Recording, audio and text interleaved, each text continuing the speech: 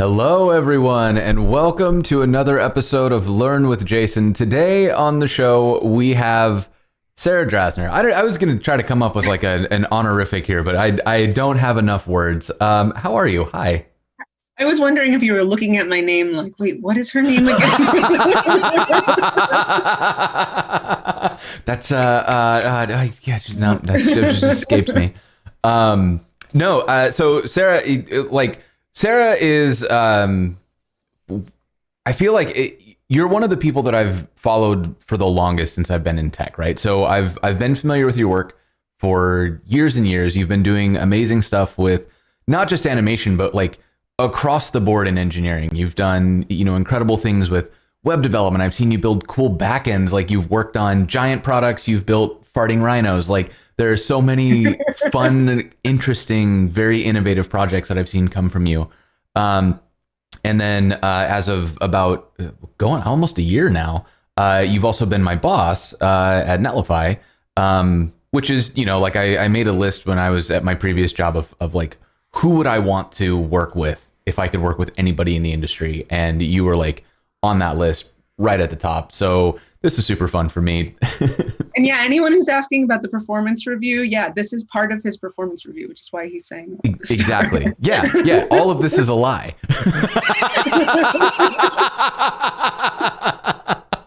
really just trying to get that I just want to get that acceptable performance rating. Air fryer too.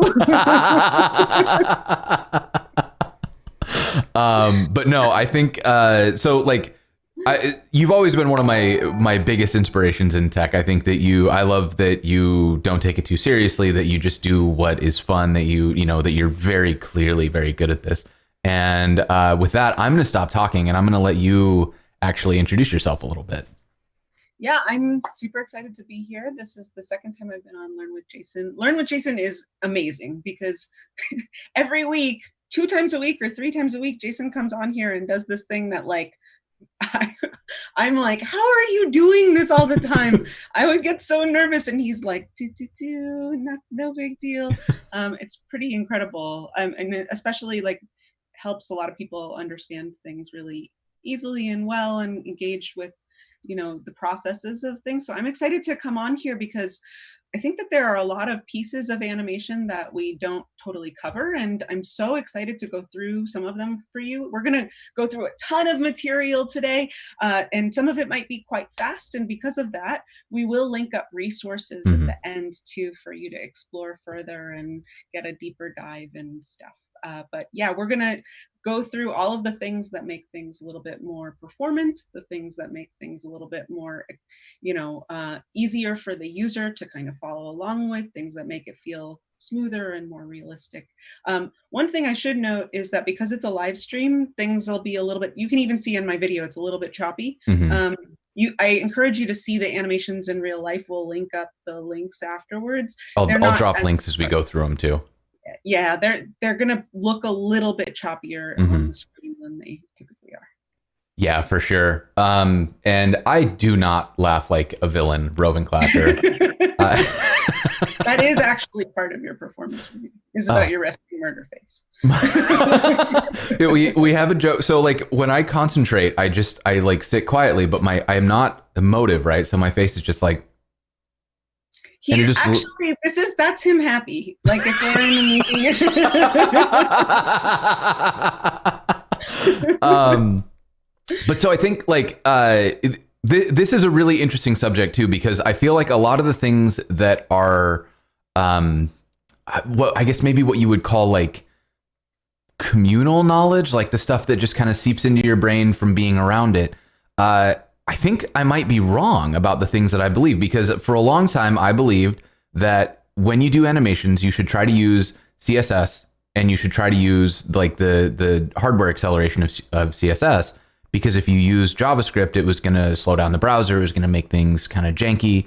And I'm getting the sense that that is incorrect or partially incorrect. So hardware acceleration, definitely. And I think that there were a couple of other things that came out in the community recently that didn't use the right properties in order to do that correctly. So we'll definitely go over that.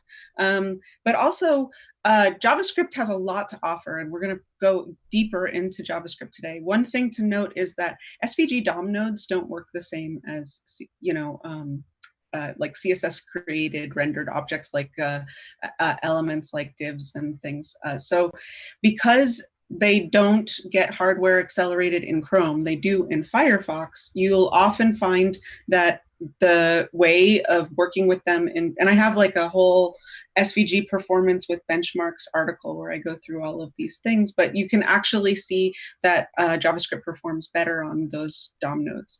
That doesn't mean that you shouldn't hardware accelerate. And in fact, the tool that we're going to use today, GreenSock, will do that naturally under the hood. And you don't have to apply anything in order for it to work. It just assumes that you want hardware acceleration, which is great, especially because someday Chrome might support it, but also Firefox does right now. So we'll go through a bunch of the things that people might be doing a little bit wrong. I think another thing that is kind of a common misconception, because it's like kind of obviously so, like ease in is actually bad for entrances and ease out is better. And I know that that sounds wrong, but that's actually true. So we'll go over that as well as we do some live coding so that you can see awesome. that. Perfect. So before we jump in, I am going to do a little bit of housekeeping here. So let's switch over to the pairing view. So the show today is being live captioned by White Coat Captioning. You can see the captions on screen right here. They are available at lwj.dev/live. And that is being sponsored by Netlify, Sanity, Auth0, and Fauna. So thank you very much for helping make the episode more accessible to more people. And with that, let's take a look at Sarah's Twitter. Sarah is at Sarah Ito. If you don't already follow her, you definitely should.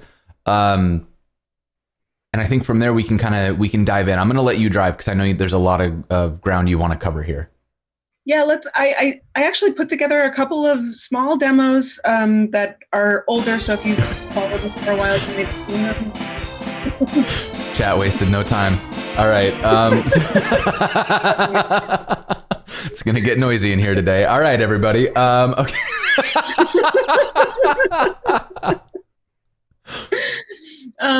Yeah, so that was the best animation we're probably going to see today. That one is not hardware accelerated. I think that's like, yeah, we should just end it there. No, done. I'm going to show some animations that I've done before, and some of them as far back as like 2015 and stuff, just to show some basic principles that I think are interesting to cover. So the thing about this pen is I wanted to kind of convey that what animation can do is to create a connection between states. And what it can do is, like, if there are multiple things changing, rather than popping multiple things in your face, and every time you do that, your brain has to context shift and re-understand the space. So if you connect those states with animation, so if you click that button, Jason, and then you can see that turns into a modal. And if you hit the contact here, you can see that it becomes the email and submit. And then if you hit the submit, then those become the loader, which then in turn become the success. And you really went through multiple states, but you don't feel like it, right? And if you close it down, if I were to say, where is the modal? You would say, it's in there. There's no in there, right? Like it's just a bunch of divs and form elements, just like you're used to. Yeah. But because you're doing all of that, you get this spatial awareness and yes, it's straight JS. And you get this spatial awareness that feels a little bit more smooth.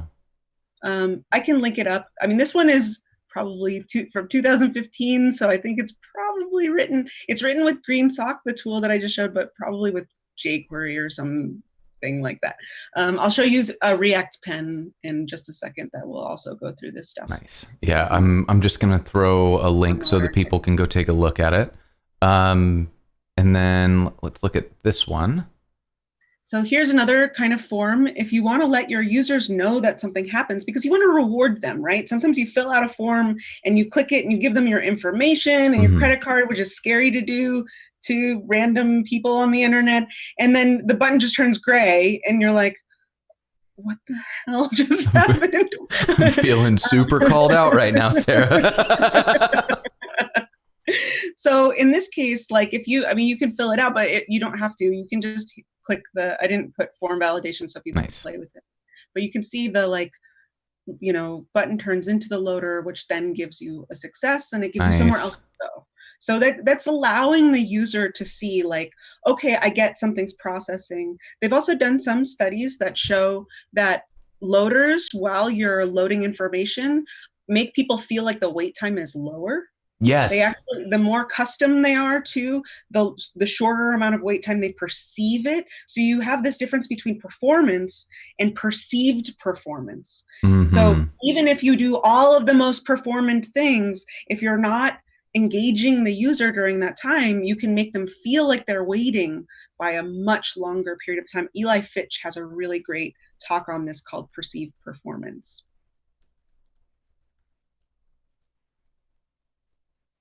Where is it? I think this is one of them. It's a really good talk. I highly suggest you watch it after. See if we can find the video, actually. I talk about this a lot too in a talk I think is called Functional Animation. I'll link it up in the show notes as well. So, you know, talking about that storytelling piece and stuff. I think that's a good anyways, the information in that talk is astounding. I've seen it a couple times and it's so good. But yeah, so all right, so let's look at this one. One other thing that's connected to this one. So this one's done with, so in the next one that you were just showing, both of these make use of a thing called overlapping action. And what it does is, instead of things happening, and I think this is kind of like a beginning thing in animation, when you first start, you make a thing happen, then you make another thing happen, then you make another thing happen. But nobody moves like that in real life. And the point of animation is to mimic reality, because really static 2D is an abstraction of 3D and motion, because that's what our brains are used to, is 3D and motion. So if you want to make it feel more realistic, like I would never come into this room and like walk, stop, pick up my water, drink it, unless I'm like Mark Zuckerberg or something who eats toast like that. But normal humans go like one movement of like walking into the room. Before they're done walking, they pick up the water. Before they're done picking it up, they start drinking. It all becomes one piece of movement. So if you click the read more button, you can see how like we're engaging. Oh God, I hit so many buttons so fast. Okay, let me start that again because I just messed up. I'm reloading. I think I double clicked. All right, let's try that again. Click. So you can see some of these pieces of action happen on top of each other. The letters don't wait for something else to occur. They're happening kind of staggered and on top of each other.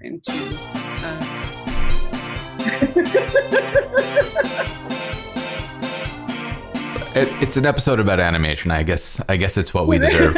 Totally. So you can see how these types of pieces are, you know, coming through, going one after another, but they're actually overlaying right on top of each other and happening all at once, sort of. And I'm going to show you how GreenSock and other JavaScript related tools can sometimes give you a thing called a timeline. And what the timeline allows you to do is coordinate these pieces of motion. So this is all done with GreenSock and React. So if you want a more modern example, that's a better modern example. This is still done with Create class because this was like a couple years old. But you can always tell my React pens by like whether it uses, oh no, this is class extends. There's like, my older pens are like React.create class, then it goes to class extends, then it goes to hooks. Like you're like, I know when this was made. So for this one, if we refresh, the first thing we do with the bell is to let people know that that's even clickable, right? We're gathering their attention, and animation is really good for allowing people to know, oh, something's going on over here, because animation draws your attention like nothing else. Mhm. You as a human being are trained to respond to motion because in like biologically, you're incentivized to think about it because either you're going to eat a thing that's in motion or you're going to run away from a thing that's in motion. Those are things that you really want to pay attention to, which is also why animation gets a bad rap, because it's like, man, that's really annoying. I keep looking at that thing. That's not the thing I want to look at. And for that reason, you have to be very careful when you animate because you want to be guiding the user. You never want to be abusing it to show off. Let's make a thing happen over here while they're trying to read an article. No, that's really annoying. Don't do that. Mm-hmm. Well, and that's the dark pattern, right? Is like when you go to read like the more clickbaity websites, and the whole page will like jump to slide in an animated ad, and it's like, well, I was trying to read this thing, and then your text jumps away, and so you can use it for evil for sure. Exactly. And like, just because I love animation doesn't mean I love all kinds of animation, right? There's definitely dark, just like you like web development, you don't like every website. Like it's, there are things that you are like, oh, that's really nicely done. And why? It's because it understands where you're at and it kind of respects that you're trying to pay attention to this. I'm pausing for the moment. Oh, I need you to know that this is clickable. So I'm going to let you know through animation that something can move. So well, and it's also like, especially with something like this, where this notification bell is here, like the reason that we have notifications in apps is because, well, if we're doing it right, we're sending you something important. And I think that like what I like about this animation is that I imagine people who are watching, they're seeing this and they're going, please click that bell. Like you're like, I want to know why that's doing a thing. I need to click it. And so being able to, like, I feel like that's such a nice interaction to just trigger that part of my brain that's like, touch that. I want to know what it does. Yeah, exactly. And if you like note it, well, actually, if you refresh it real quick, so like you're like allowing people to see there's something here, you should click it, just like you said, incentivizing them to click. And then when you click on it, this is that example of that overlapping action where things kind of morph into one another. They don't wait for one another. They kind of become one fluid motion. And we're going to talk about how that's done. So if you click it again, it goes back into that initial state and morphs back into the bell. So you always know where to grab it and you always know where it goes. Yeah. And it's so nice to see, like, I love it when everything kind of moves together and it's not like, because my animations are typically crossfades, right? I don't know how to do the like, you blooped it. It does a thing and then it does this thing and then it's a different thing. And that doesn't happen for me. So these are really, really fun for me to watch. Well, we're going to do some morphing animations today. Yes. That will be really fun. And we're also going to use hot dogs because that's the only thing Jason and I can agree on. That is a sandwich. That's correct. Yeah. The other day he tried to troll me with like, hot dog is a sandwich. I'm like, I actually think that it is. So, he's like, damn it. And this is the point where we lose the entire audience. It's just they're like for those who don't know, Jason is a sandwich anarchist and thinks everything is a sandwich, which is horseshit. Sorry about my language. And I made a site called Is It a Sandwich to troll him. And it shows that he's an anarchist when he answers all the questions. And yes, because the correct answer is that all of these are sandwiches. No. Look, like, even the judgment. The judgment is not a sandwich. It absolutely is. Soup dumpling is a sandwich. So anyways, then I made this to troll Sarah. And it turns out that she is, in fact, a sandwich. Also, that's just because sandwich anarchy, though. I'm yelling. I'm sorry. No, it is important because when I built this site, I did some animations, right? So let's look at this again, right? I optimized the hell out of this because I knew as soon as I sent it to her, she was going to do a performance review. That was actually like the second thing I said. The first thing was, what the hell? And the second was, I'm so proud of you for hard work. So. Yeah, so we should probably teach hardware acceleration. Yeah, let's focus up here. Not a cake. No, neither of us is a cake. A cake is a sandwich, though. Adult supervision here. I think we do need adult supervision. That's fair. That's fair. I hate to tell you about our company meetings. Yeah, Tony is just saying this is how our Zoom meetings turn out at work, and you are 100. They're worse because we also have like Tara Minixick, Phil Hawksworth, Cassidy. Like it's a nightmare in there. We get nothing done. Actually, the funny thing is we get a lot of stuff done while being ridiculous. Absolutely, yeah. I mean, that you can do that. Yeah, I think like it. I will say we really have to focus, but I want to say one thing about this team because it makes me so happy. One of the things that I love the most about this team is that it's the first time that I've really felt like I'm on a close team of people who are as weird as I am. Because I feel like I worked, at other companies that I've worked at, you always find your people, like the couple people that are weird like you, and then you have your like back channel chats and whatever. And this one is just like the whole team. Every meeting, we're like, who wants to make fart jokes for 40 minutes while we also get work done?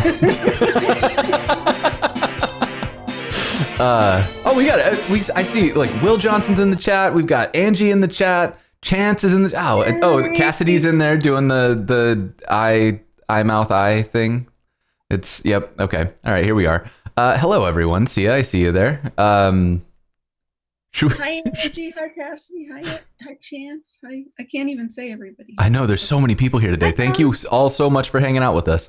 And because there are so many people here, we should probably write some code. So, Okay. All right, what should we do first? We're like so far. I know. Okay. Let's go. I set up a div. I did some pre-work for some of these things because I knew we would goof off. Wise. About setting expectations. Okay, so we go in. So I am going to show in CSS and then versus JavaScript later, just to show some of the differences. Okay. So the first thing that we're going to do is the wrong way. We're going to show how to animate with a left positioning. And I'm going to do this for a reason. Some things I do are for a reason. Okay, so we're going to do beneath here, we'll do @ keyframes and give it a name like Corgi Bubbles. I approve.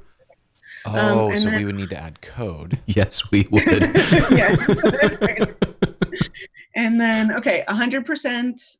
And then inside of there, we're going to say left 400 pixels. So I think a lot of people do it this way, and this is not the best way. And I'll show you how you know this. So inside there, we'll do animation. We'll do Corgi Bubbles. And we'll do 1 second. And we'll just do ease, and then we'll do both. And I gave us a run button so that it's not constantly re-triggering every time you type. So if you save it and run it. Save it? Yep. And I run it. It should go to the left, right? But it's a little bit jittery. And now if you can open this up into a debug window. So if you go to change view and then debug.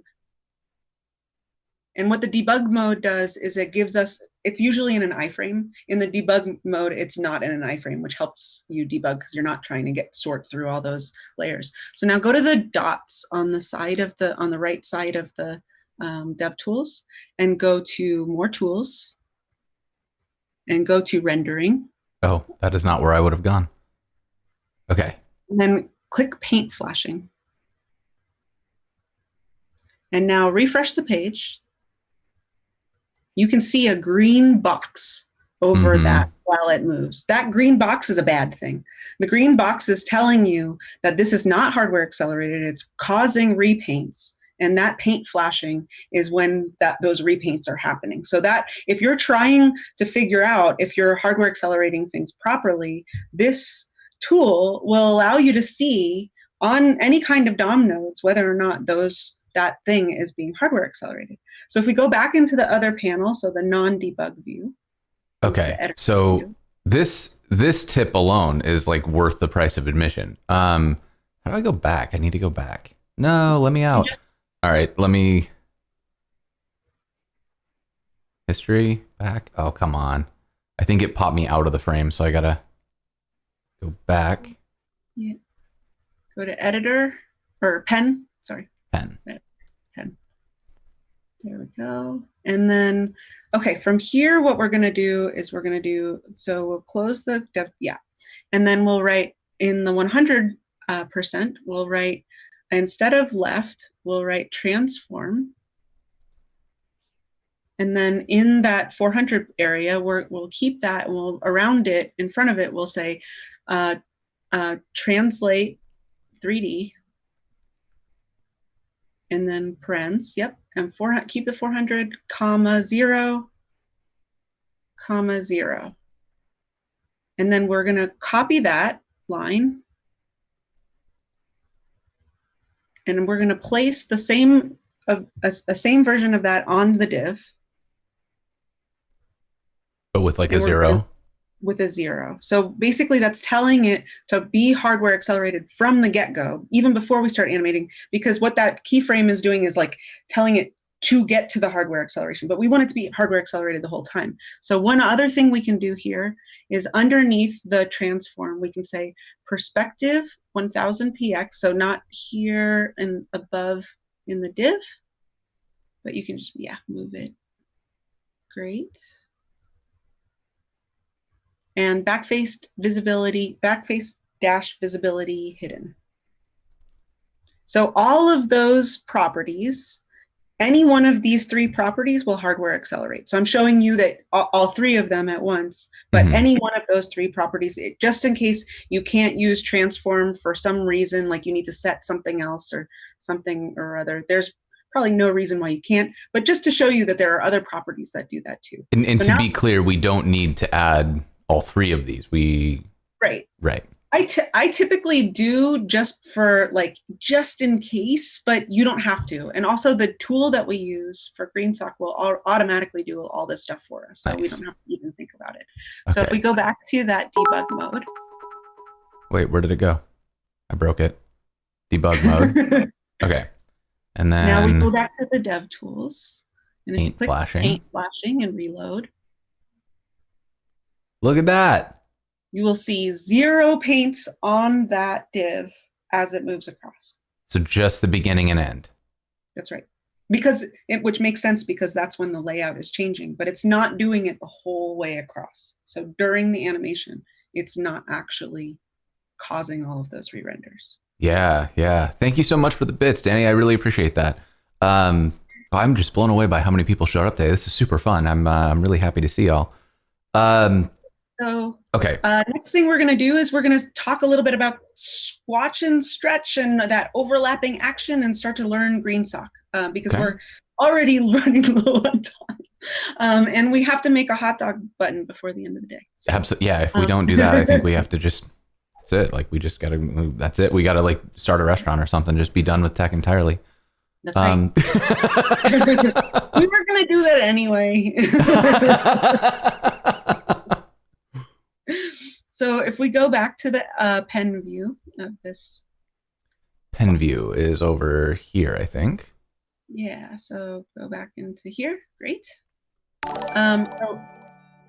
So if we let's remove the keyframes and the animation. Thank you for the gifted subs. I appreciate it. Okay, so I'm removing the keyframes. Yep. And the animation. Oh, there was one more thing I wanted to show. Sorry. Okay, no worries. Excellent. Okay, so like I mentioned before, you might think ease in. This is the old one that was wrong. Where's the one that's not wrong? This is the one that's not wrong. Let me close that one so that I'm not. Okay, make sure we're looking at the right thing here. Awesome. Now, I mentioned before that you might want to use ease in for eases, and that's actually not right. So let's actually put ease in so you can see what I mean by this. So if you write ease in and you save and you run, you see how it kind of goes slow to fast? Mm-hmm. That is useful sometimes, but very rarely. Usually what you want is ease out for an entrance and ease in for an exit. Oh yeah, look at it. It looks like it's scooching to a close. That's right. So especially when you do things like button hovers, it's ease out for entrances, ease in for exits. And I'm going to show you something now that makes it even more clear how all of these eases work. and why I kind of love JavaScript for stuff like this. So let's say we wanted to make that button, instead of doing corgi bubbles of moving across, we want to make it shake its head and say, mm-mm. Okay. Oh, here we go. We're going to set a record today, I think. Okay. All right. So we want to make it shake, and I am ready. Okay. So I actually have a 2015-year-old blog post that just shows the shake animation. So because we're going to go through so much stuff today, let's just grab the code from there. Okay. And this is the one? Yeah. So we're going to grab these and put them in that one. Okay. So let's do this. The name to shake. Shake. And hopefully this works. So save and replay. Yeah, there it goes. So it goes like boop, boop, boop, boop. So basically it's like shaking its head no. But if you look at the keyframes here for shake, you notice it has to go 10%, 90%, 80%, 20%, 30%, 50%. It's a lot of code I had to write to make that happen. And I had to write it in two different places, right? I had to write the keyframes and then the other thing, which is okay for now. But what happens when your animations get like long and really complicated? I do like really, really complex animations sometimes with many, many coordinated movements. If I do that, then I have to like layer all of these things, and especially over different elements, coordinating them into different positions, it gets super stringy, super fast. So like CSS is wonderful for small stuff, for little UI interactions. You don't have to load an external library. It's awesome. But if you want to do something more complex, it really starts to break down. It's kind of the same reason why we switched from jQuery to frameworks like Vue and React. Like it grabbing state out of the DOM works for a minute, and then over time it gets super stringy. This is the same kind of thing. Absolutely. So I want to show you two things. One is a site called cubicbezier.com by my friend Leah Baru. It's a brilliant genius, and you should totally become aware of her work if you don't know it already. And she's showing how to do all of these cubic Bezier. So you can do preview and compare and go, and then you can also change them. So this is the easing value that we're looking at right now. Uh-oh. Is it broken? Oh, no, it just didn't load for me right the first time. Okay. So you can do all these easing values, and you can see them. Oh, it's a race. Like, okay, let's make them race. Ready, go. Who wins? Oh, they both will win because they're exactly the same. I totally stole that joke from Bellhead. Okay, so you can see how this gives you a lot of flexibility on making your own easing curves for ease in, ease out, and whatever you'd like to do. However, in this, you have two handles, two. And that is quite limiting because you can adjust these a bit, but when it comes to really complex motion like that shake, you have to build it over a lot of keyframes in order to make that work. So what if you could just tell that face to move across, but you could just give it an easing value? So now go to greensock.com/ease visualizer. -visualizer, yeah. Now, if you look at this, now scroll down a little bit. Now, if you click run, you can see a similar kind of motion that we saw before. But if you click something like elastic, look at that. You have all of these handles right within just one thing, just the ease. You don't have, like, if you wanted to do bounce, if you click bounce. Oh, wow. It does, so with CSS, I would have had to write the keyframe up and down and up and down and up and down. And this, I just say, go here to here, bounce as the ease, and I'm done. And with things like elastic, it gives you all of these ways of working with it. So you could even go to elastic. Okay. And you can see like it has .out 103, like there's all of these different, so you can play with those values here, Jason, as you wish. Okay, so like Oh, so okay. So this is like the interval, like how fast it goes. So if I did 1, it's just going to be like 1 bounce. Yep. And then if I make it smaller, it's like every 300 milliseconds or something, or every point, every third of the way. And then you can like also that. put the 1 value, play with the 1 value, because that also changes the scale of the thing. Oh yeah, look at it go. Huge jumps. So you have all of these ways to tweak it. Now click custom. Custom. Above. You can actually totally change this as Whoa. What happens if you do something really wonky like that? Well, that one's broken because it can't go beyond the Right. next. Okay, so it can't. Yeah, that makes sense. That's why I wasn't sure if it was going to do some magic like maybe if I break it the most, it will be magical. Oh, but that's helpful. So it shows red when I've done something that doesn't work. That's right. That's right. Nice. And a quick retroactive shout out to Bald Bearded Builder. Michael, thank you so much. Somebody gifted him a sub as well, and I lost it. Funkren, thank you so much. I see Nathaniel showed up with a party of 13. Thank you all so much. It's great to see you. Okay, so this is, holy crap, look at that go. So, and this is... you can actually build an SVG path and pass it in too. And if you have no idea what any of this means, I did an episode with Shirley Wu where we actually walked through how to like write SVG paths by hand. And it was super fun, and it made this all so much more comprehensible to me. So I'd highly recommend, if this freaks you out, go look at that episode, because it'll demystify it quite a bit. Yeah, and I also have a front-end master's course called SVG Essentials in Animation, and I go through all of the paths, like every different way to build SVG paths, shapes, Beziers, everything. This one? Yeah, and I'll link that up in the show notes too. And it goes through lots of stuff with green sock and stuff too. Yeah. Yeah, so Shirley, many... She's like totally unbelievable. She started streaming again, and it's really good. Let me do a quick shout out to her. You should go follow her, because she's doing very, very cool things. And it's a lot of fun to watch. She's doing a visualization right now of whether or not Crazy Rich Asians affected the casting of Asian actors in Hollywood. It's super interesting. She's amazing. She really is. Just a delight. Like, she's just one of my favorite people on the planet. Absolutely. Okay, so this is like clearly way more powerful than what we could do. Like, there's no way that I'm going to take the time to write this in CSS. It's just never going to happen.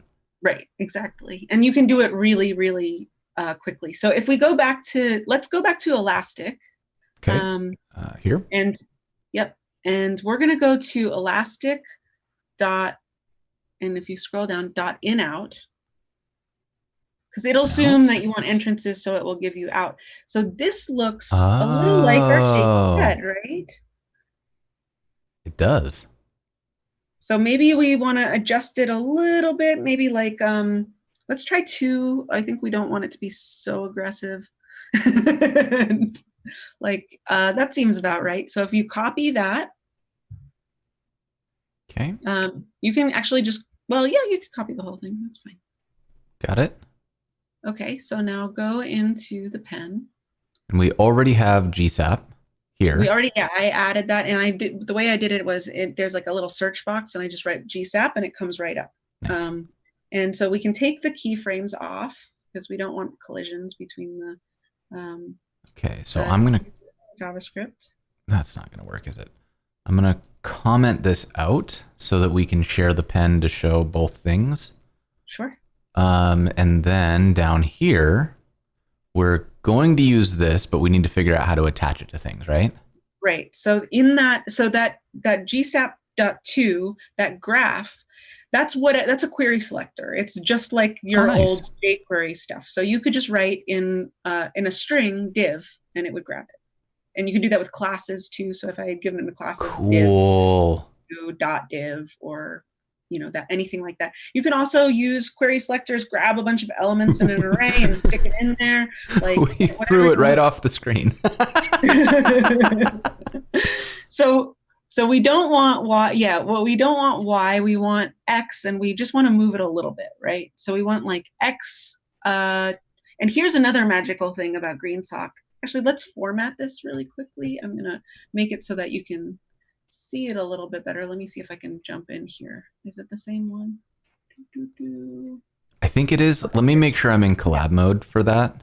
Let me save. I think I got it. So if I separate them onto lines, and the way that I typically do this for legibility purposes is I will always keep the duration at the top, the properties I'm changing in the middle, and the ease and transform origin at the bottom, so that I can always kind of keep them separated if they get longer. Those types of like common patterns are helpful for legibility. So I'm separating them down into lines so you can see gsap.2. I say the duration, I'm going to give it like 1 instead of so long. I'm going to say, and you can see for gsap, I don't have to hardware accelerate it, but I also don't have to say transform, translate, all of that stuff, right? I'm just literally saying X, and it will know that I mean transform, translate, 3D, da da da da da. Like I don't have to write this long line of code above it. So now we can try it and run it. Yeah, look at her go. And you get just a little wiggle. No. Oh geez, here we go. I need to. Someone in the chat said, but it's on a timer. That's a really good point. So there's 2 types of animation, and they can't super be used together. One is called game-based motion, where you give something mass and physics and you send it on its way, and it's interruptible. So things like React Motion is like that. And actually, I have a pen that shows React Motion. Actually, if you look up React Motion colors estras, it might come up. Let's see. Color animation? Yeah. So if you go to this, you can see how you can move it and you can interrupt it, right? Which is really fun, and it looks choppy on the screen, but I promise it's not so rough when you look at it, not on streaming. But you can kind of interrupt it and move it all over the place. And it's really nice for those types of fluid movements. However, a lot of times what we need to do is coordinate movements, and what it can't do is figure out time. So if you have multiple movements that you need to coordinate many pieces of at the same time, and it needs to be longer, where you're coordinating many different pieces of motion on top of each other and you need to be very precise, it can't do that. So they're good tools, both of them, and they can't do what the other one does, but they're like really, really wonderful for both things. You have to pick which tool. It's an it depends thing. Sure. Pick which tool fits the scenario. And since we're eating a hot dog today, a time-based motion like GreenSock makes more sense, because we're going to coordinate a bunch of movements for that and not just do one fluid thing. That makes sense. Okay. So Jason's like, I'm just colors now. I know. I'm lost. I'm done. Here we go. So yeah, I think like this is. And this is where you really start to see the nuance, right? Because like at first it's like, can I make this thing move? And then it starts to become like, what story am I trying to tell by making it move? Am I just trying to react to a click? Am I trying to draw somebody's eye somewhere? Am I trying to make the page look more polished as I scroll down? Or, any of those sorts of things. And each one of those is probably going to have a different technical solution. But I feel like one question that I want to ask is like, is each of these tools its own learning curve, or like once you learn the basics, do these all kind of start to feel like you're doing the same thing but with a different wrapper? Yeah, I mean, to some extent, CSS animation and GreenSock are similar because they're both time-based. Certainly, I would say that the learning curve of gsap, it might seem a little rough at first, but it's very repetitive. You do the same things in the same way. So once you get the hang of it, you can do things really, really quickly. There are some like little pieces where you're like, why isn't X work? Like, why isn't this working like this? Which is why the workshop, I'm not trying to sell my workshop or anything. Cassie does a workshop, anybody does a workshop, but those types of workshops where they do a deep dive for 8 hours helps, because it walks you through all the edges that you might encounter, which we're not going to be able to go over all of them as we talk today. For But sure. I will say it's pretty easy to get going. You can just grab an element, move it along. Like you can go to that ease visualizer, pick up the code, take a div, throw it around. I mean, and that's literally what we did, right? Is we came in and we copy pasted this and pointed it at a div, and it just worked, right? And then we can play with it and say, oh, let's make it go further, and I can save it and run it. And so once now that I know kind of what the general idea is, it makes way more sense to me, and I could go in and actually play with this a little bit, which is that's actually what we're going to do now. We're going to do a little bit more coordination with this motion. Let's go back to that. Well, actually, how much time do we have? We have about 45 minutes left. Okay, let's stay here for a moment, and then we'll do the hot dog thing. And don't worry, if we don't get through the hot dog, I'll give you the end state of the hot dog. So you'll get the same amount of code either way. Okay, so we're going to do a few different pieces of motion here. Okay. So here, let's just change this to elastic dot in out and take away the params for that. So the 2 and the 03, great. And let's also make it go across by 500 instead of 20. Okay. Okay, so that you probably, can get a sense of what that's going to do. It's going to go across the screen, and it just goes do-do-do-do-do-do. And this is just this is just using the defaults, right? That's right. So now let's copy that block of code. And then we're going to put another one beneath it. Okay. And we're going to grab that same div. Actually, we'll leave it like this for now. I don't have too much time. But so we're going to do a duration of 2 seconds. 0.2 seconds. Oh. That's my fault. And then scale Y instead of X. Okay. So scale Y. So scale Y. And then big Y, yep, perfect. And then we're gonna say 0.9, and I'll explain what this is in just a second. And then on the next line, we're gonna say transform origin, camel cased. And then in a string, 50%, 50%. Okay. And then comma, great. And then the ease will be power 4.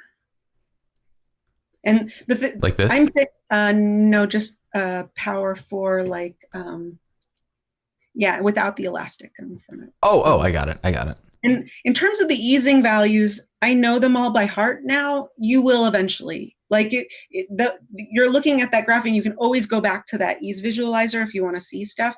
But eventually, you just know all this stuff in your head, and you can just write all the animations, and you write like this because that's how we write animations. So that's how I code all the time. Like a claw, bear claw. Also, it's a requirement that as you animate, you make noises with your mouth. I'm sorry, those are just the rules. So if that was when we were talking about what we were going to build. You were like, yeah, we'll get something that's going to be like beep boop pew. I know, when I was talking to my husband on Sunday about like what I might do, I was like, well, we could do a hot dog. And it goes pew pew pew pew pew, and then it's like chomp chomp, and he's like, and I did that for like an hour. Like, I have no idea what we're talking about. Okay, so if we save it and play it right now, you can start to see the beginning of what we're going to start to do here. Oh, so, cool.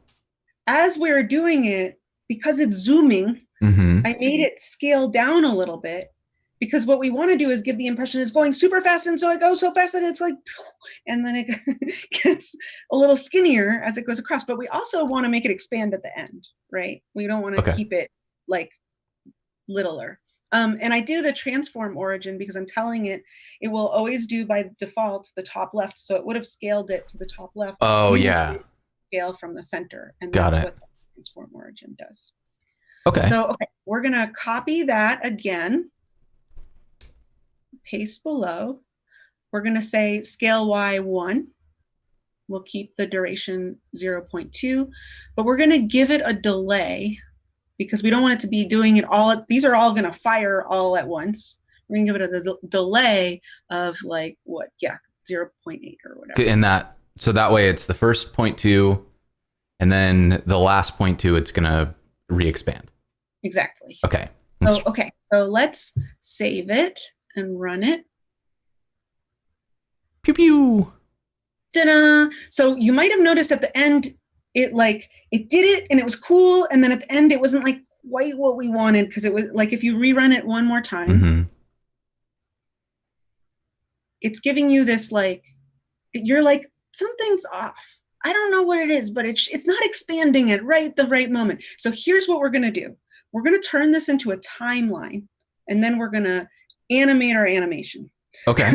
And that's going to sound worse than it is, but it really, what the timeline allows us to do is it allows us to coordinate those pieces of motion that happen one after each other, and we don't have to use delays for everything. Yeah. So I just got a good call out that we should make these much slower so that it doesn't get chopped up by the stream. Yeah, don't do that though. Oh, don't do that. Nope. Okay. You don't need to do that. That's what you need to do in a CSS, and you have to do it to every value, and it sucks. Oh, okay. So we're going to do something else really quick. So what we're going to do is at the top of this, actually, do you mind if I just take over? Go ahead. Grab the top. So at the top, I'm going to say gsap dot timeline, and what this is going to do is it's going to give me a timeline instance, and I'm going to put this in a const and say TL. TL is kind of industry standard for timeline.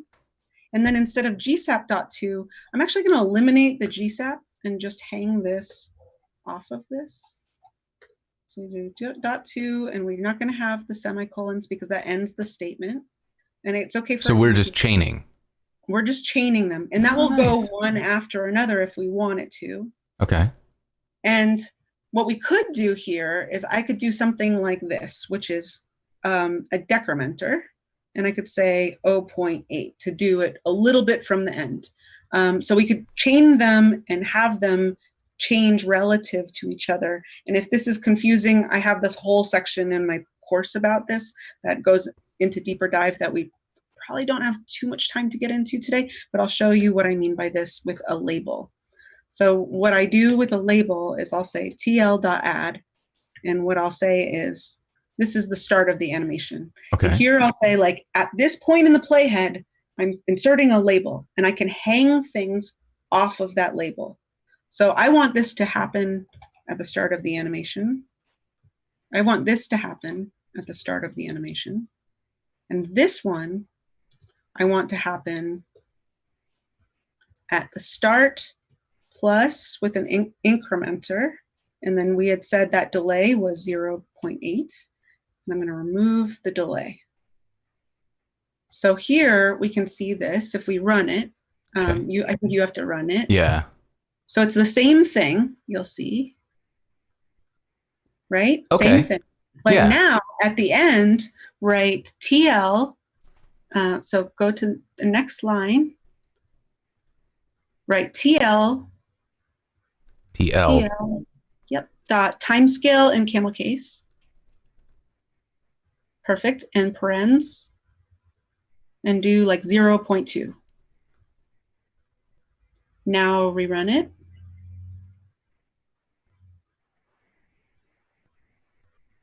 What?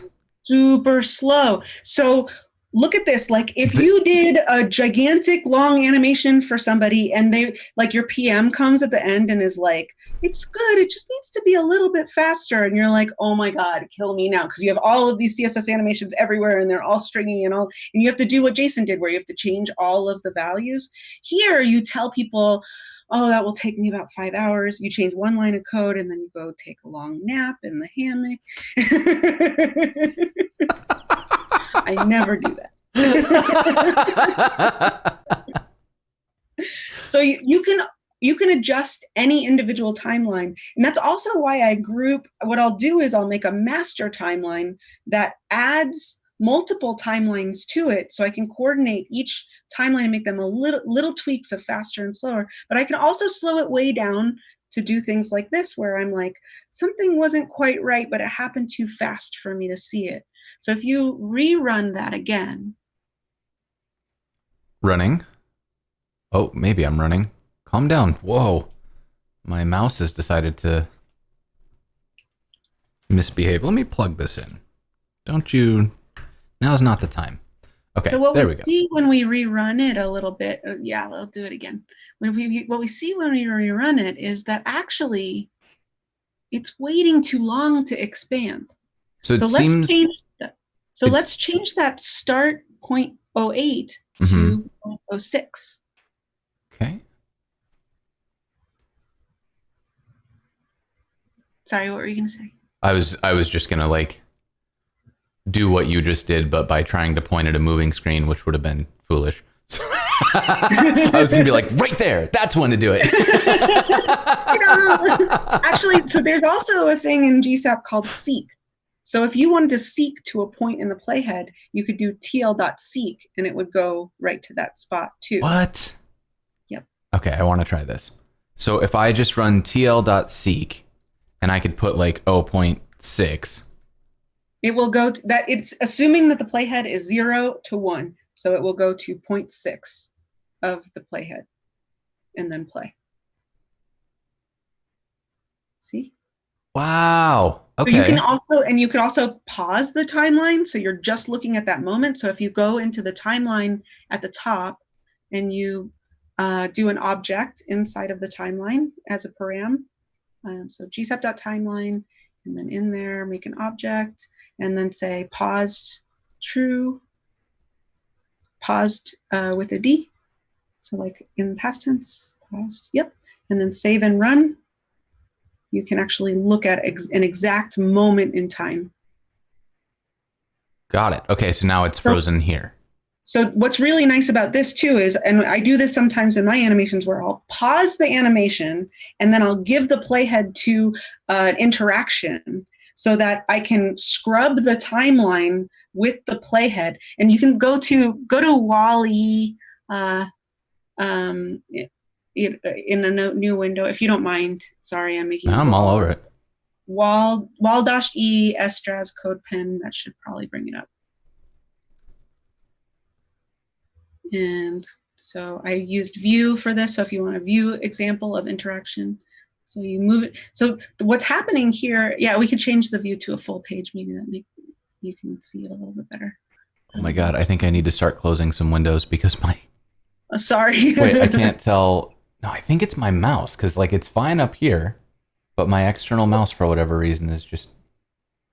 Look at it go. What he's doing is he's got this like one timeline that's all the time that goes like blink, blink, and he like kind of moves around and he's like blink, blink, and then I made a timeline of his arms going, and then I pause it, and then I scrub the timeline with the E page X position. And so then you're scrubbing the timeline, and then at one point in the page, he flips his head, and that's like a scale -1. So it goes do. Ollie, this is awesome. This is super fun. This used to have a sound that goes wow, but I think that Chrome changed its settings, so you have to like click a button for a sound. Oh, that's right. You have to. So you used to go wow. Oh yeah, let me redirect the sound here so that everybody can hear this. This is super fun. All right, so let me. Wow. Wow. Wow. This is super fun. Cool. We should probably move to the hot dog one. Okay. I actually have to use the bathroom. Does anybody ever go to the bathroom on the screen? I've done it before. So how about while you do that, I am going to look at this hot dog and I'm going to make sure that I have. Or we'll just do one of those. You want to show them the Illustrator file maybe while I'm... Oh yeah, let me do that. I'll be right back. Okay, so we have an Illustrator file. If I can get it over to this window. Oh no. Is my computer going to rebel? Is this is the day that it's just going to go off the rails on me? Come on, come across. There we go. So Sarah made this Illustrator file that has a hot dog on it. Come on, little compooper. I'm really worried that it's not going to do it. I'm really worried that my computer's about to be like, nah, this is not your day. Okay, so let's look at what's in here. There's a hot dog, right? And then there's like clipping masks on it, right? So we're going to be able to eat this hot dog over time. And then there's even more fun stuff that we will see. Not 100% sure. So what I'm excited about is to figure out what all of this does, because I feel like this is one of those situations where I'm seeing a plan without... I do think that we have set a record for Corgi Storms today. This is... okay, so yeah, we've got the Illustrator file is up, and I mostly get what it's doing. So we've got our hot dog here, and then we've got like the clip path here. No, so not that what one. What we're gonna do is we're gonna take a button, we're gonna turn it into a hot dog, then we're gonna eat the hot dog with a clip path, and there's multiple clip paths in here. So we right now we just have one clip group, but we're bring the clips over, and I always color them a different color. Boop boop boop boop boop. Sorry, I'm getting lost in the chat. And then we eat the hot dog, and then it reveals that the food is ordered, and then we spray stars everywhere. Yes, perfect. All right, okay. I'm ready. So into the hot dog area. That's a technical term. Please remember that for later. You can't even like see this. I know, screen. we're getting fully buried. Let me... Okay, so what we've got up here is the SVG is up here. And now is this is the SVG. Does it have all the clip paths and everything in it? Yeah, and I already pre-optimized it because I knew we would run low on time. Definitely are. And if you need to optimize, you can go to SVG OMG, and I'll give you all the links afterwards. But know that it's kind of like a cooking show where we put the cake in the oven, and here's the cake. Yeah. Yep.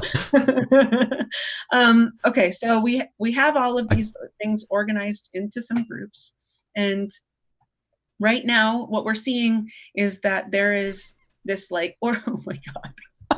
I'm just trying not to drown in boops over here. Like, hello everyone, hi, I'm still here. I'm still. Hey, you gotta see if you can. Oh no, I'm gone. That's it for me. No more Jason. Learn with Sarah.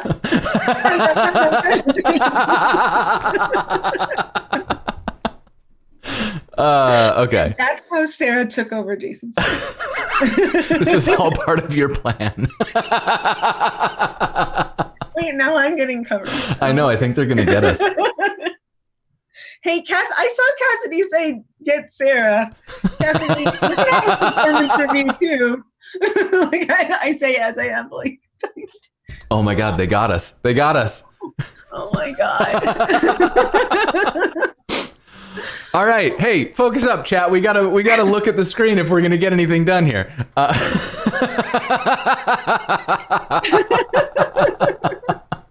Is this when you throw tomatoes at someone, or I don't know I don't know if this is out of love or they're like, nah, we're done with animation for the day. But so these are our animation boobs.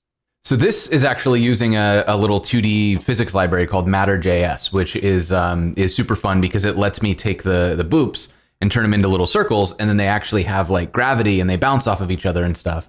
And thank you, chat, for that. That's a memory. I have other Slacks open where people are like, Sarah's drowning. Yeah, we need a clip of that. I think that was that's a record of most boops on the show so far. Okay, so we've got our SVG in here. It's pre-optimized with SVG OMG. I actually think I'm gonna have to do this mouse because I need to figure out what's going on with my other one here.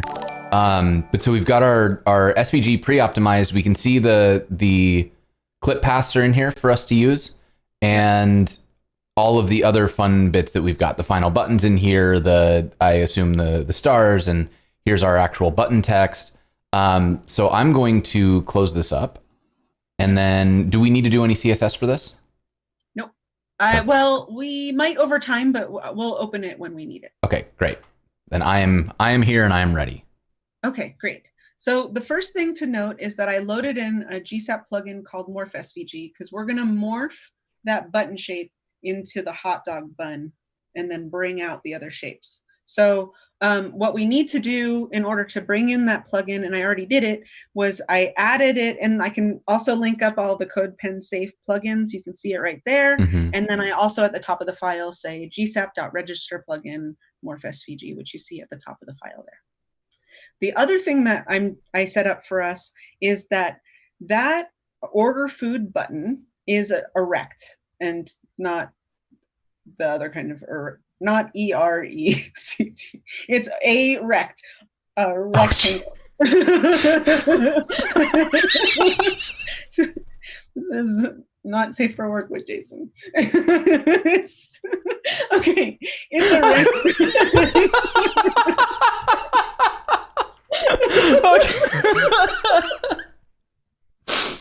Okay, here we go. So it's a rectangle.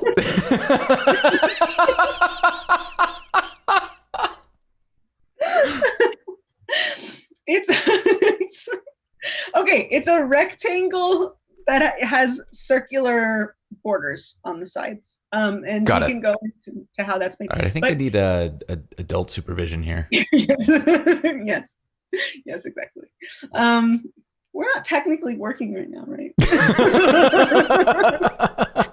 HR violation. Okay, so we have the circle. Mhm. Then but that rectangle can't be morphed by morph SVG plugin. It needs to be a path. So what we did was we used a method that they give us called convert to path. So we took that rect and we turned it into a path and we stored it in initial button. Now, the two things I set up for us here is when the window's loaded, we attach this function that's like hot dog morph, and inside that hot dog morph, I set up a timeline, which is what we've been using previously, right? Got it. So thus far we haven't done any actual animation where this is the plumbing.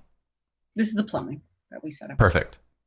Okay. So the first thing we probably want to do is we want to do a label. I like using labels for my stuff. When you start playing with timelines, you don't have to use them, but like that's something that I like a lot. So get rid of that semicolon at the end of the timeline and next line .add, and then we'll call it like HD morph, like hot dog morph.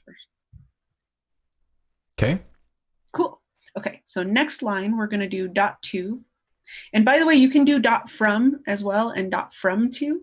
GSAP is beautifully dumb. It will just literally take things wherever they are and throw them to wherever you want, or take things where they are and take them from somewhere else. And so it's very, very easy to understand, like, oh, it's just grabbing it wherever it exists and throwing it over there. And for that reason, if you want to do animations that are repeatable, a lot of times you want to do either a from or a from to, because you want to re-trigger it in the same state. So otherwise it'll just take it wherever it is. Anyway, so moving on, we're going to do inside a string, we're going to do the ID of initial dash text. Like this? Yes. Okay. And then comma before the parens. So passing it in. Yep. And then object. And then we'll do duration, something like, I don't know, 0.5. And then we're going to do a thing called, auto alpha camel cased, and then 0. And what auto alpha is it not only makes it opacity 0, but it also does visibility hidden. So nice. Not in the DOM. So you can do both of those at once, which is really handy. And then we're going to attach that to sorry.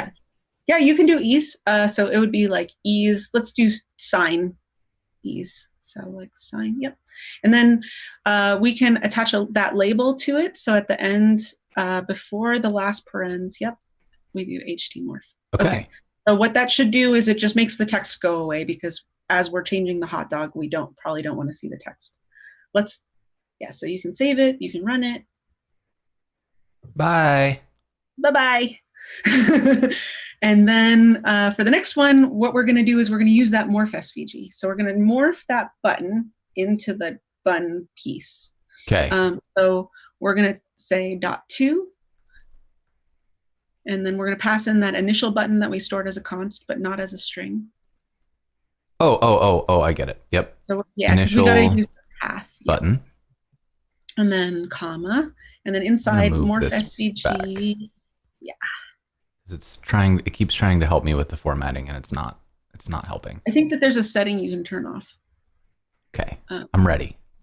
Okay, so then say morph SVG, so it's like morph and then SVG is capitalized. Okay. And then the ID I think we need is ID bun front. Bun front. Like this? No, not ID bun front. Sorry, I was just saying. Oh, I got you. Sorry, bun front. Yeah, and it's one. There's no dash there. I should have kept that more consistent. Sorry. It's okay. And then we hang that off of HD morph. Hang that off of HD morph like this. Yep. Okay. Let's run that and see where we're at. Cool. So the next thing that we want to do is we probably want to, let's see, we probably want to get rid of the hot dog while we're not using it and bring it back, right? Okay. So let's do and we might want to scale it too. You know how it kind of gets bigger? We might want to scale it also. So what we can do is a thing called gsap.set. And what gsap.set will do is it sets properties on the hot dog, okay. On the elements before we're using it. So maybe do you mind if I just? Yeah, go ahead, take over. I think otherwise we'll run out of time.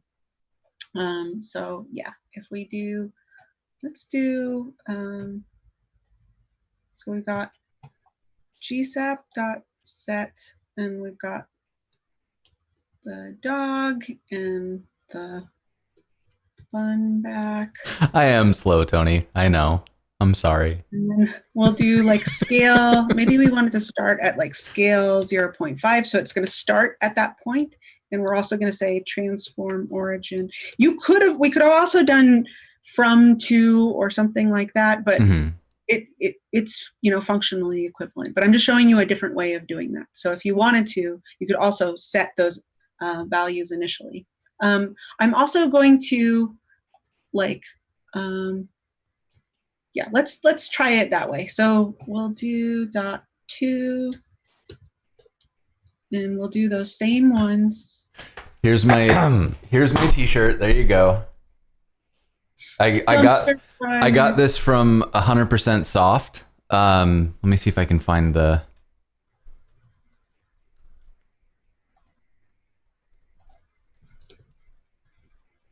Here's the shop. Go buy all of those things. It's amazing. Sorry, I'm back. No worries. So here I'm just doing a duration one and a scale one. So basically what we did was we told it that we wanted it to be small and it's in the background. So hopefully it will go behind the thing and then it will get bigger. And then if we run it, hopefully that does that. Nice. So it does, but it's out of sync. It's out of sync, great. So we want to hang that off of, and that's where this label comes in really handy. So we're going to add the HD morph. And then we can rerun it, and hopefully that does the thing. Beautiful. Nice. Okay. So now, and then also another thing we want to do is we probably want to draw that mustard on as if it's getting drawn on the screen. And I'm going to let Jason. I'll set up the part for Jason, and then I'll let him animate this. So I'll first say gsap.set, and there's actually a gsap plugin that will do this for you. You just say draw SVG 0 to 100%. But if it's simple, I just write it from scratch because I don't want to load a whole library for something that's like 4 lines of code. Sure, so yeah. if you don't want to load a whole library, this is the code that you need. So I will set it as like stroke dash offset, and then mustard length. Don't worry, I will fix this in just a second. And then stroke dash array mustard length. And so now what I'm going to do is I'm going to get the mustard. So I'll go up here and say const. You gotta get the mustard. You gotta get the mustard. Document dot get elements by ID. We don't need that for that. Mustard. And then we're also going to say const mustard length. And so the labels, like, these are just strings, right? So if we wanted to set the labels as a variable or something, we could totally do that too, if we wanted to. Yeah, I mean, totally. So like all of this stuff, the nice thing about GreenSock is it's just JavaScript, so you can use native. So I'm using a native JavaScript property called getTotalLength, which allows me to, I'm grabbing the mustard element, and then I'm saying get the total length of however long that path is.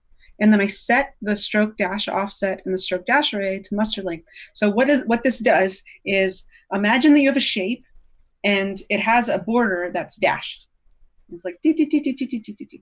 And that dash, if you made it as long as the shape, you have an offset for that too. So you could set that dash as long as the shape, set the offset as long as the shape. So all you see at first is the offset. And then you animate, that's an animatable property. So you can animate the dash back onto the page, which is what. So from here, Jason, please do the honors. Oh, you're so close. Oh, chat, you were so close. Chat's trying for the rainbow beard, but you have to all run the grow command because otherwise it's not going to work. It resets every time it goes off screen. There you go. There you go. Get it. Get it. Get it. Oh my God, you're so close. There. Well done. That is, I think, my favorite. That is, oh, gee, you're going to get it off screen. No, good job. Well done. All right, I'm ready. So we've got the mustard length. We've got everything set here. And that is so nice that it just like gets the total length up here. And is that just a thing? Is that a DOM thing? Native, yeah. Like honestly, when you're starting to work with animations, start exploring the specs because there's all sorts of really cool goodies in there that you're like, whoa, I could totally use that. And sometimes I build animations just to like play with whatever the thing is. Yeah. So now we're gonna do actually .from because we want to make it. We're gonna like start from it not being there, right? So mustard, perfect, and do stroke dash offset 0. And offset is not camel cased, I believe. Oh, there we go. So that's a 0. Yep. And then you don't have to do stroke dash array because that's already just set for you. Oh, so is this just ready to roll? Do ease circ and circ dot in out like camel cased. Okay. And as you work with animation a bunch, you'll like know all of these values. I know that circ off the top of my head, circ is kind of like sine is like, and then circ is like it's like really good if you want to like move a robot really quickly. Good. Yep. All right, let's run this. Let's see how it goes. Where are you at? Did I break it? Oh no, I broke it. You need Hello?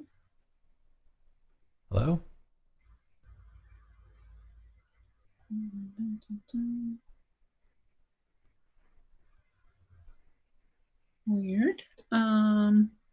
Is there any semicolon where it shouldn't be or something? Stroke dash offset. Oh, because I wrote const mustard and I did a colon instead of a equals. Oh, I got it. Mustard length. Mustard Yay. length. And then, Oh, oh, why did it break? Where'd you go? From mustard.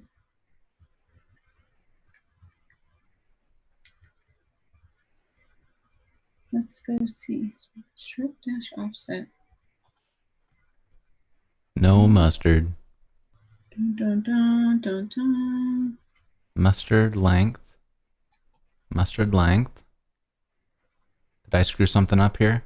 Oh, no, no, no. I'm sorry. It is dot two. I'm the worst. It's fine. And that's what's going to come up in my performance review. Her mustard. No, why are you so fast? It happened Oh, instantly. it's because we didn't put a duration. But here's what let's show one more thing. Sorry. Okay. So since we're writing duration one all the time, we don't have to do that with gsap timeline. We can pass inside the gsap timeline as an object in that right there. And we can say defaults and then colon duration one. And now they're all going to assume that unless you state otherwise. So we can pull it off of there. And we can pull it off of the initial button. And now this should be correct. Here we go. Look at it go. Look at that mustard. That's so cool. Well, and what I love about this stuff is that it, like, when you think about, or when you learn what's actually happening, like all we're doing is making the line, like it's a dotted line and we're just making the dash longer, right? That feels like absolute magic. And what's so interesting about it is that, like, what's actually happening under the hood is so simple, but it makes it look so professional. And that I love that. It's like peeling back the curtain and you kind of see what's happening in the background and you realize that, like, this isn't like sorcery. This is just knowing how things work. I don't know if anybody can hear me over the sound of corgis. Okay, so we've got 8 minutes left. So let's see. I mean, I feel like maybe what we should do actually, are there things that you wanted to show at the end for people to go look at? I think maybe what I'll do is I'll code up the rest of this for you, but what I'll explain is what I will do. Yes. So that when you look at the code later, you'll understand what is going to happen. Okay. Here. Because I think that's probably just the amount of time. I think you are correct. Yes. Okay. So what we're going to do from here is, right now we have a clip path, but it's not set on the thing. So if you look in the CSS, there's this clip path. Oh, I didn't put it there. Did I? Oh, yes, I did. So it's hot dog has a clip path that's currently commented out. We're not going to set it in CSS though. What we're going to do is we're going to set it in gsap. We're going to make a new timeline and attach it to that first timeline. So, like, rather than adding more stuff in here, we're going to make a whole nother function so that we can keep things kind of separate. And it also kind of keeps things more legible. If somebody is looking at it later, they're like, oh, I go here for the hot dog morph. I go here for the eating part. I go here for and then it kind of keeps everything just like normal development. And so we'll do like a chew dog, timeline. And in the chew dog timeline, we'll set that clip path on, and then how we're using morph SVG, we're going to morph that clip path because the clip path is an SVG path too. So we're going to just take that clip path and we're going to morph it slowly to different clip paths. Cool. Got it. And the interesting thing is we can keep those other IDs off the page, like meaning that they're at display none right now or something, like, or visibility hidden, because they don't actually have to be in the DOM. They have to be in the DOM, but they have to be just legible by GreenSock. They don't actually have to be visible. So we can, as long as GreenSock can go grab them with that query selector and get that path, we can just keep saying, okay, now morph it to this path, then morph it to this path. But we'll do it really quickly. We'll do it with like space between them, and then really, really quickly. And as that happens, it will reveal beneath it this final button that right now is not visible, but I'm going to make it it used to be that button wasn't enough space to cover up the final button. Mhm. So we're going to bring the last part of this timeline is we're going to bring the final button back onto the screen in like 0.1 seconds, but really quickly, nobody sees it. Okay. Like it's very kind of like sleight of hand, right? Like Yeah. And so the last thing I want to make clear before we get off this thing is that what we did for this animation was we built everything first.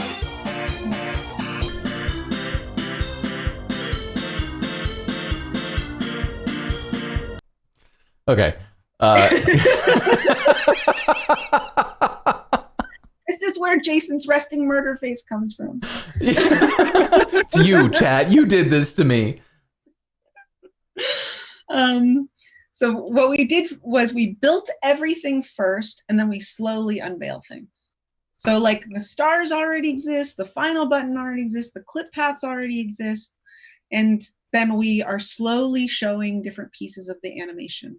And so usually the thing that you're not seeing too is I have a like Procreate tablet, but you can use a piece of paper and a pen. I kind of sketch out ideas beforehand and even if it's just a button moving across the screen, I'll still sketch it out real quick. And it's really gross looking. It's not for public consumption or anything. Yeah, right.